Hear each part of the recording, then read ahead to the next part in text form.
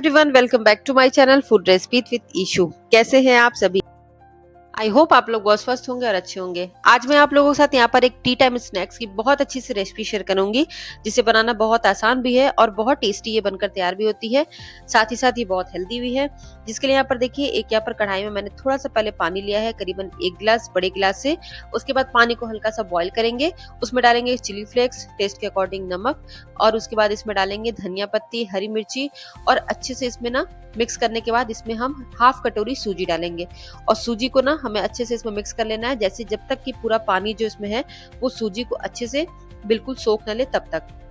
तो यहाँ पर देखिए, जब बर्तन जो है ना वो अपने आप से सूजी को छोड़ने लगेगा, तब हमारी सूजी यहाँ पर बिल्कुल तैयार हो जाएगी।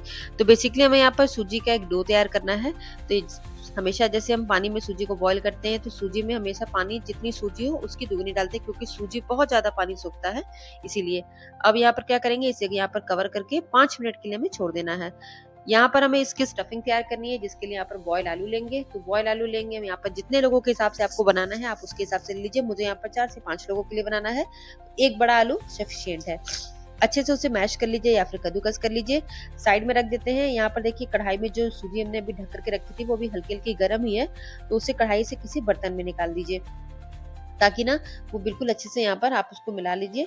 साइड में यहाँ पर कढ़ाई में हम क्या करेंगे, 1 टेबल स्पून घी, बारीक कटा हुआ अदरक, तड़के के लिए इसमें डालेंगे हरी मिर्ची, 1 टेबल स्पून राई और जीरा डाल के अच्छे से तड़के को बिल्कुल यहाँ पर चटका लेंगे। उसके बाद जो आलू हमने यहाँ पर मैश करके रखा है वो यहाँ पर इसमें डालेंगे।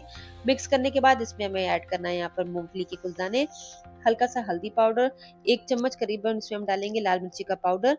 उसके बाद इसमें हल्का सा हम धनिया पाउडर डालेंगे। अच्छे से इन सब चीजों को हमें मिक्स करना है। बारीक कटा हुआ हरा धनिया, हरी मिर्ची हमने स्टार्टिंग में ही तड़के के टाइम पे डाल दी थी। तो यहाँ पर अब इस सब चीजों को अच्छे से मिक्स कर लेते हैं। तो ये देखिए, अच्छे से यहाँ पर इसे मिक्स कर रहे हैं। मिक्स करने के बाद इसमें हल्का सा टेस्ट के अकॉर्डिंग नमक डालेंगे और लास्ट में इसमें चाट मसाला डालेंगे। अगर आपके पास चाट मसाला ना हो तो आप यहाँ पर अमचूर पाउडर भी डाल सकते हैं। अमचूर पाउडर भी ना हो तो हल्का सा नींबू का रस भी डाल लीजिए। सभी चीजों को अच्छे से मिक्स करके इस जो स्टफिंग बनाई है इसे साइड पर रख देते हैं।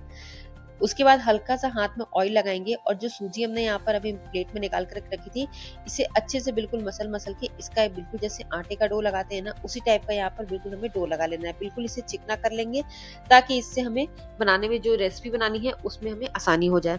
तो जैसे बिल्कुल आटे को लगाते हैं इस तरीके से, उसी तरीके से इसको लगाएंगे। उसके बाद देखिए कितनी आसानी से बिल्कुल एकजुट हो गई है, एक जगह बैठ जा रही है। हाथ में हल्का सा ऑयल लगा के इसका एक टुकड़ा लेंगे और उससे ना बिल्कुल एक पेड़ा बनाएंगे, जैसे हम रोटी बनाने के लिए लेते हैं। उसको इस तरह से तोड़िए। उसके बाद एक बेकिंग पेपर लेंगे और अच्छे से इसे बेकिंग पेपर के ऊपर रख करके इस तरह से इसको कवर करके बेलन की सहायता से इसे हल्का हल्का सा हमें बेल लेना है। आप चाहें तो बिल्कुल गोल भी बेल लीजिए, जैसे छोटी छोटी पूड़ियां बनाते हैं ना उसी तरह बिल्कुल गोल बेलना चाहें तो बिल्कुल गोल बेल लीजिए, या फिर अगर चौकोर भी बेल रही है तो आप उसे साइज के हिसाब से चाकू से कट कर लीजिए। बिना बेकिंग पेपर के भी आप चाहें तो इसे बेल सकते हैं, वो आपके ऊपर है। पर देखिए, बेकिंग पेपर को बार बार ऐसे मैं खोल करके इसे सब तरफ से कवर करके जिस जिस तरफ से ये पतली है उस मोटी है उस तरफ से बराबर कर ले रही हूँ। उसके बाद यहाँ पर हम इसको इस तरह से बिछाएंगे। बिछाने के बाद यहाँ पर उसको जो बीच में हमने जो स्टफिंग तैयार की है उसे भर देंगे। स्टफिंग को इस तरीके से इसमें भरेंगे और भरने के बाद इसे बिल्कुल अच्छे से फैला दीजिए, ताकि ये एकजुट ना हो जाए। उसके बाद इसके एक साइड से इस तरह से फोल्ड करेंगे, यहाँ दूसरी साइड से फोल्ड करेंगे, फिर ऊपर से फोल्ड करेंगे। बिल्कुल चौकोर जैसे रैप होती है ना उस तरह से करें। आप इसे चाहें तो समोसे के फॉर्म में भी बना सकते हैं, तो ये कुछ नया भी हो जाएगा कि सूजी का समोसा। वैसे ही हमारा बिल्कुल हेल्दी इजी सूजी का पॉकेट समोसा है। इस तरह से कर देंगे। अच्छी तरीके से बिल्कुल इसे दबा दीजिएगा, ताकि ये बिल्कुल भी फटे ना। इसे आप फ्राई करिए तब भी और ऐसे भी। तो ये देखिए कितने आसानी से यहाँ पर ये बिल्कुल रैप हो गया है। दबाना बिल्कुल ना भूलें, नहीं तो ये जब आप इसे फ्राई करने के लिए डालेंगे तो ये खुल जाएगी। इस तरीके से दूसरा तैयार कर लेते हैं। सेम प्रोसेस से इसे भी बिल्कुल लगाएंगे, इस तरीके से बेलेंगे गोल छोटा छोटा। उसके बाद इसमें स्टफिंग को रखेंगे।